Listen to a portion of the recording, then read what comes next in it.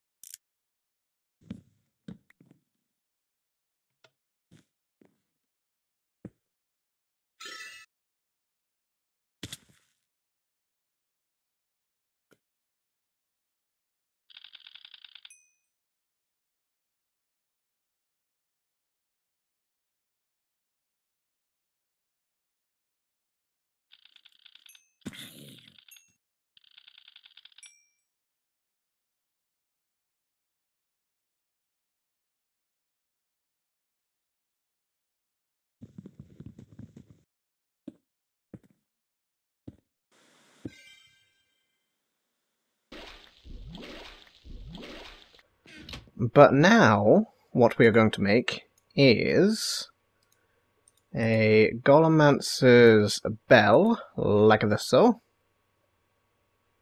In your own time, please. Not responding.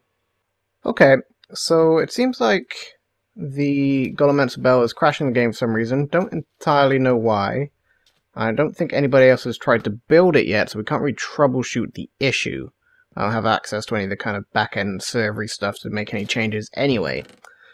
So, a new plan as to what we're going to do here. We're going to make another golem to be buddies with the one that I already placed and wanted to move. I placed it for testing purposes, and apparently we are, without the Golemancer bell, we can't really use golems to their full potential. So hopefully we can get that fixed at some point. But what am I looking for here? That's what I'm looking for here. There we go. I'm also going to need night ore. I'm going to need some bricks. I may, there we go, have some there. I'm also going to need 3 hose and I believe 2 pieces of bread is the easiest way we can do this. In fact, I could probably do it with other hay bales, actually. Let's see here. Yes, I think I can do it with wheat. So let's take more hay bales. Okay, alright. We'll keep that as well. Back over to the Thorncraft area. I mean, we're going to have to go through the crash log and possibly contact some mod authors and see if there's a bug or what's going on there. Hopefully we can craft it somehow, though. But into here, let's throw the head.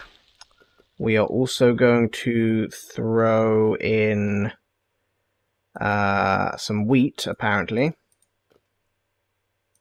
I haven't scanned wheat yet, so let's quickly scan it.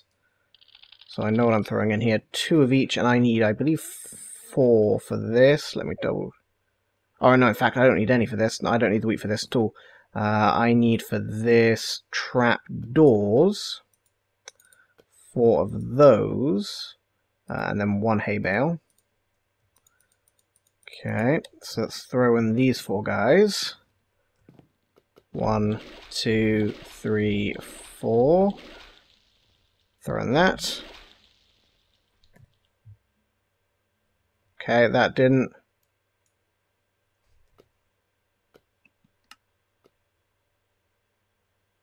That didn't give me an iron golem for some reason. I was expecting, or a straw golem. I was expecting that would.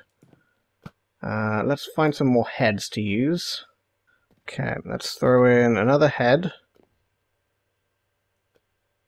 There we go, and another hay bale. That's really not doing it, is it? Okay. We are getting very full on aspects inside that now. We're going to make another 2 trap doors.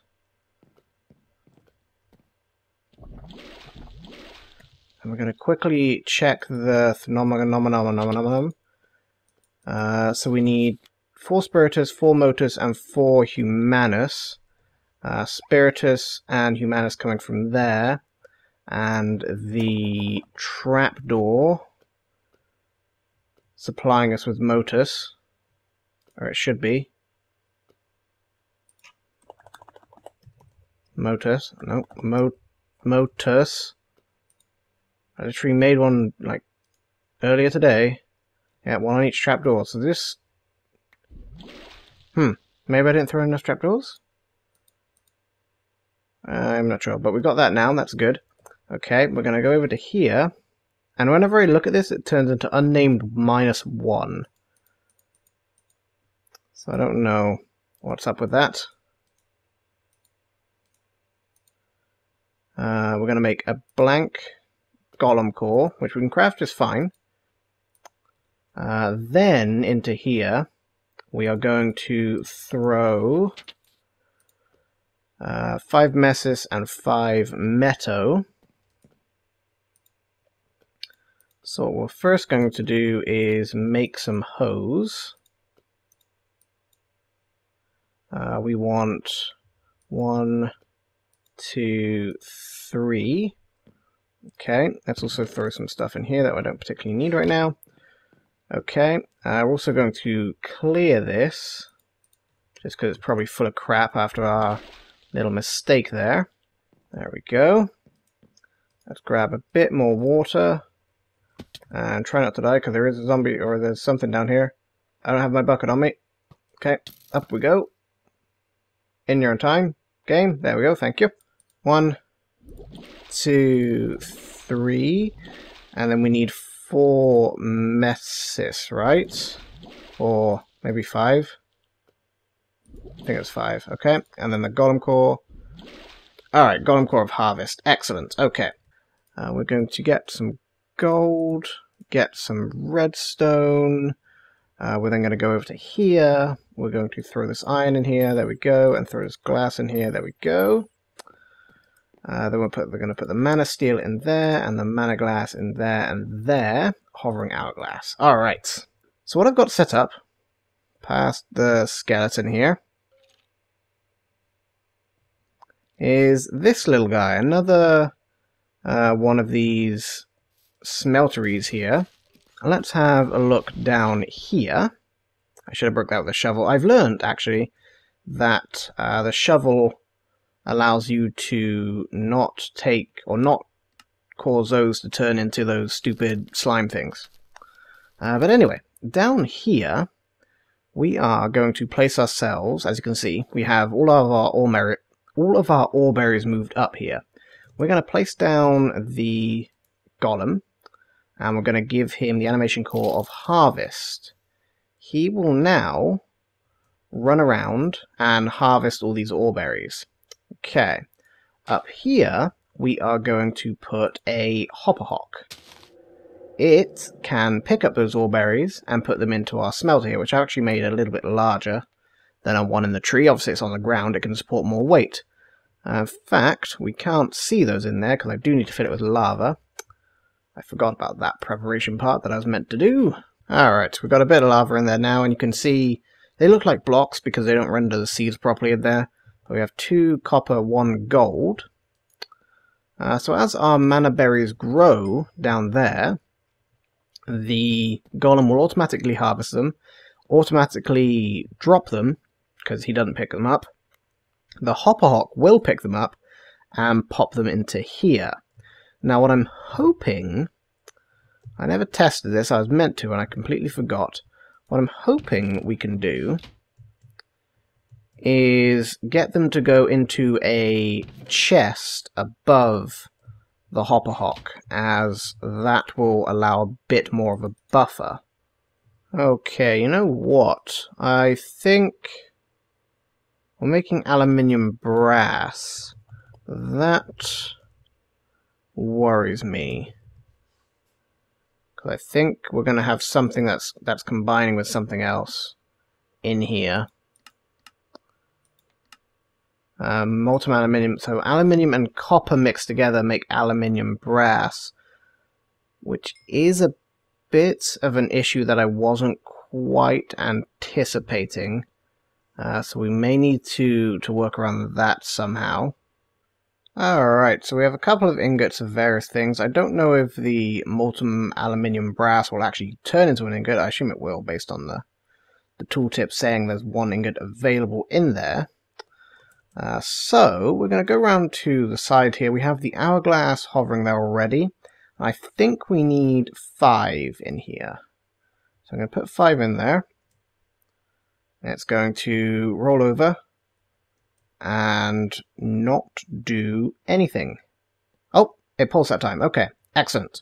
So we now have, each of these have poured a little bit of what they can do. So we have the aluminium brass there, we have the iron ingot there. So they're not all going to be complete because we don't have all the resources in there yet. Okay, so for some reason it's decided to put molten aluminium brass in both of these. I did not expect nor want it to do that. So that may be another issue. We might be able to filter these somehow. I'm not entirely sure. So this thing sucks. It's terrible. Complete and utter rubbish. Doesn't work. Doesn't smelt the ingots for... I don't actually know why it doesn't. But it's not like casting any of these, and now I can't empty them or anything like that. So this thing completely sucks. I mean, if we try and maybe replace this, maybe we can get it to somewhat work, I guess. I don't know. It just sucks, I think, overall, when you have to keep filling it with lava, and just a pain. See, right now it is filling. But then, like, it doesn't continue filling up any of these molten aluminium ones. If I could restrict these in some way to only cast certain ingots, then that would be fine. But, like, it doesn't take any of this molten aluminium. And we keep having to come around, fill it with lava, and the lava doesn't really last very long. It's just overall a pain, really. It really is. But I'm going to let it cast out this stuff. We're going to dismantle it. Well, see, now it's got to casting an iron ingot, and it's just got stuck there. So I don't even care. I mean, it's renewable anyway, so I think we're just going to completely and utterly get rid of all this stuff right now. So I'm going to come up with a new plan as to what we want to do here with these. I mean, we could build 4 of these smelteries, which would work and filter out, or not 4, we could build 5 or so, and it would work. It would filter out what we want properly, and it would only cast 1 ingot per spigot and all that good stuff that we want from this. But then we still have the issue of filling them with lava, and while it's going to be using the lava 5 times slower, we're going to be filling them 5 times as often because we've got 5 times as much to fill.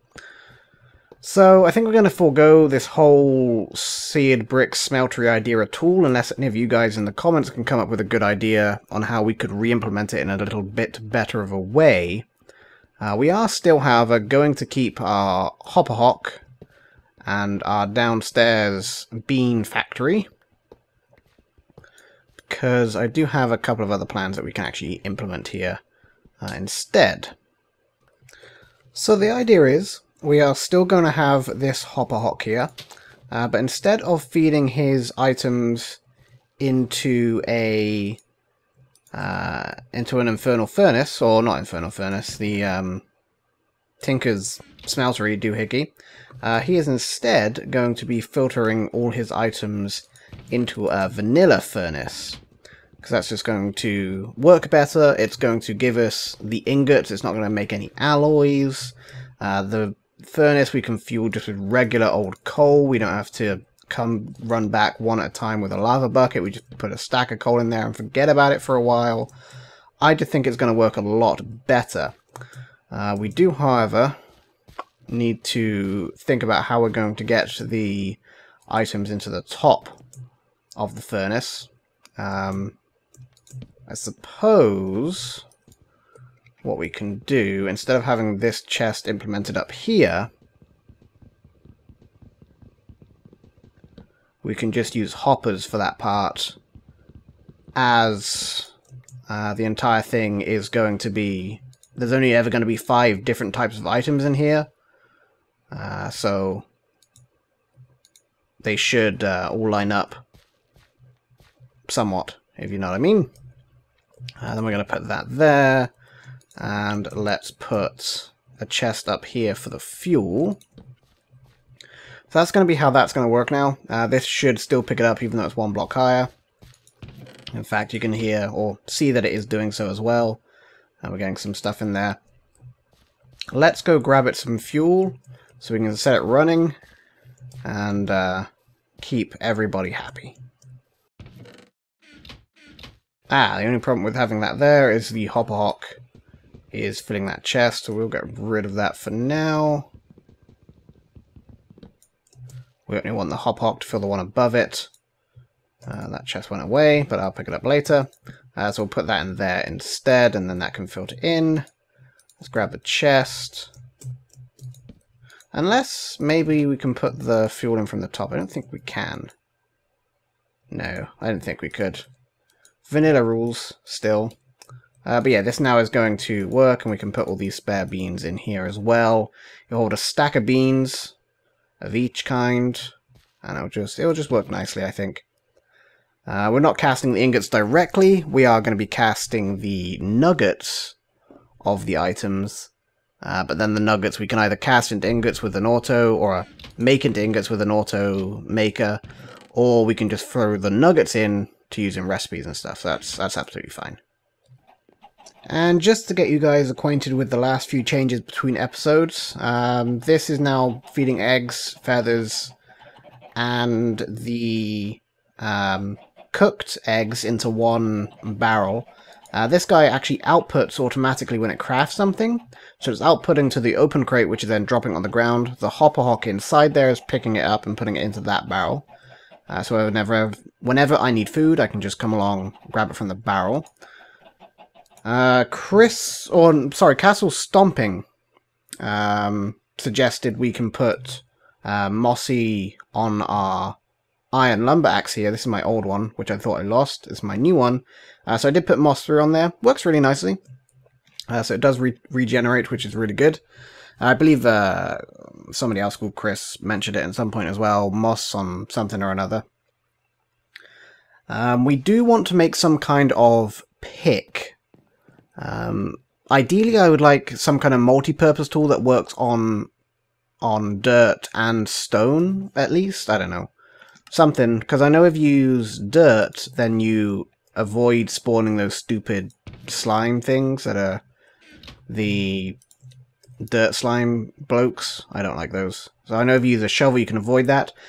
I'm not opposed to carrying both a shovel and a pick, so maybe, but if we can combine them somehow, that'll be great. So if you guys know anything about that, let me know. Give me your suggestions for either Tinker Tool or another modded tool. Remember, being in this forest environment, we do want to keep it kind of natural-ish, so nothing like, oh, you could use one of the electronic pickaxes. We're not going to go that route yet.